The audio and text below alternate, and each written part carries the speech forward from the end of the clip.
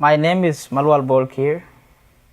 I'm from South Sudan and I became a refugee at 7 years old. I was born in the midst of civil war between the North and South Sudan.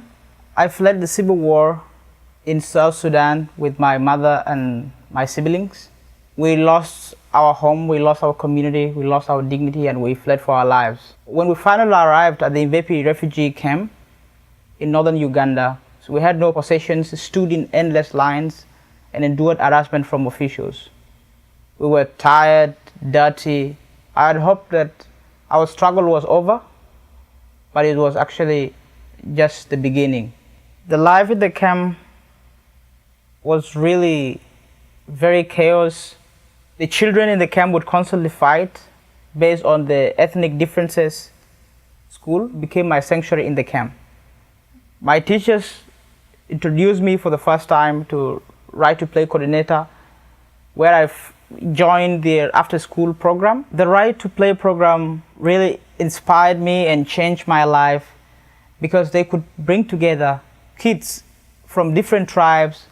We could play together, dance together, and we look at each other as a team. We forgot all our tribal differences, and it really helped heal the trauma that we had. We went back to South Sudan in 2010, and it was short-lived. War broke out again in 2013, displacing a number of South Sudanese again to neighboring countries. Being a refugee for the second time was really very devastating, and I look at myself and I said I need to at least create a difference. I start recalling all my colleagues whom I have met through the Right to Play programs. I knew they had the positive mindset instilled in them as well by the Right to Play, and I started mobilizing them to work with me.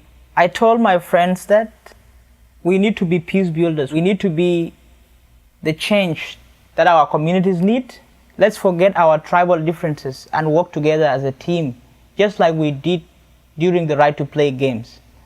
I created the African Youth Action Network. It's a leadership and peace building organization which helped the refugee youth, to have a space and to advocate for their own rights. At IAN, we use games and sports to promote peace, and I learned those things from the Right to Play. If I had not recalled the positive mindset that was instilled in me by the Right to Play, I would be a soldier fighting in different groups like what most young people in South Sudan are doing, but I'm so happy that I've chosen the path of peace. My dream is always to continue fighting for peace until it prevails in my country.